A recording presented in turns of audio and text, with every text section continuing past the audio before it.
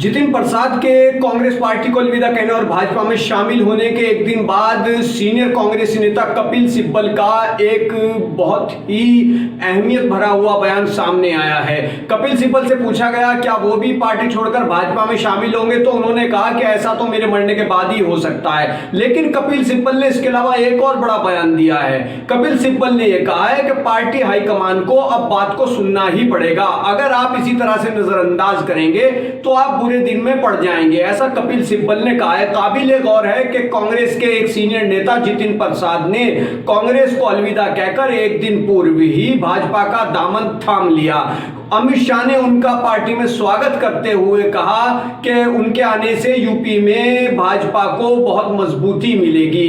दूसरी ओर सचिन पायलट जो राजस्थान के बड़े कांग्रेसी नेताओं में शुमार किए जाते हैं, उनकी नाराजगी भी सामने आ रही है। और यहां तक कि भाजपा की वरिष्ठ नेता और किसी जमाने में 25 साल तक कांग्रेस में रहने वाली रीता बहुगुणा जोशी ने भी एक टीवी डिबेट के दौरान यह कहा कि सचिन पायलट भी जल्दी ही भाजपा में शामिल हो सकते हैं। ऐसा रीता बहुगुणा जोशी ने कहा, जो मौजूदा वक्त में बीजेपी में हैं और 25 साल तक वो कांग्रेस में रही हैं। तो रीता बहुगुणा जोशी ने इशारा दिया कि सचिन पायलट भी भाजपा में शामिल हो सकते हैं। दरअसल उन्होंने ऐसा इसलिए कहा कि सचिन पायलट और राजस्थान के मुख्यमंत्री कांग्रेस के सीनियर नेता अशोक गहलोत के बीच खींचतान का दौर चल रहा है। काफी वक्त पहले आपको याद होगा कि सचिन पायलट नाराज हो गए थे और काफी मान मनोबल के बाद वो माने थे। उस वक्त भी ये माना गया था कि अपने दोस्त ज्योतिरादित्य सिंधिया की तरह वो भी भाजपा का दामन थाम लेंगे,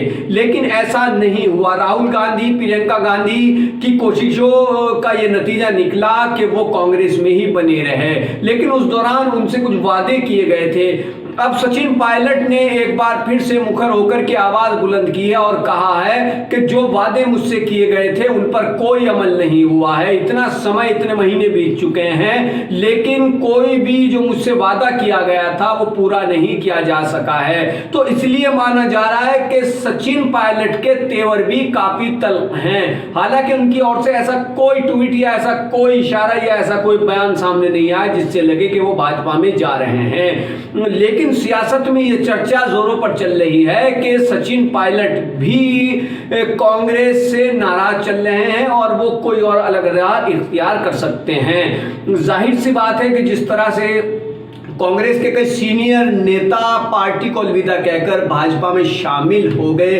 इनमें ज्योतिरादित्य सिंधिया भी हैं और उनसे पहले कई नेता, और एक दिन पूर्व जितिन प्रसाद जो कि कांग्रेस के सीनियर नेताओं में शुमार किए जाते हैं, उन्होंने भी भाजपा का दामन थाम लिया। अब कपिल सिब्बल का जो बयान सामने आया, उनसे पूछा गया कि बीजेपी में आप भी जाएंगे, पार्टी को छोड़ देंगे, तो उन्होंने ये कहा कि बीजेपी में शामिल होने की बात बिल्कुल गलत है और ऐसा तो मेरे मरने के बाद ही हो सकता है। जाहिर है पार्टी के प्रति वफादारी का मुजाहिरा, पार्टी के प्रति जो उनके दिल में वफादारी है, उन्होंने उसके मद्देनजर ये बयान दिया। लेकिन कपिल सिब्बल ने साथ में ये भी कहा कि पार्टी हाईकमान को अब बात सुननी चाहिए और पार्टी हाईकमान को भली बात ही पता है कि दिक्कत कहां पर है। तो आगामी दिनों में कांग्रेस की सियासत क्या रंग ले पाती है। एक तरफ कांग्रेस के सामने बीजेपी जैसी मजबूत पार्टी है जिसका उसको सियासी मुकाबला करना है, और 2022 में यानी अगले साल यूपी में भी विधानसभा चुनाव होने वाले हैं। ऐसे में पार्टी को पूरी मजबूती के साथ उतरने की जरूरत है, लेकिन लगता है कि कांग्रेस अपनी अंदरूनी जंग से ही बाहर नहीं निकल पा रही है।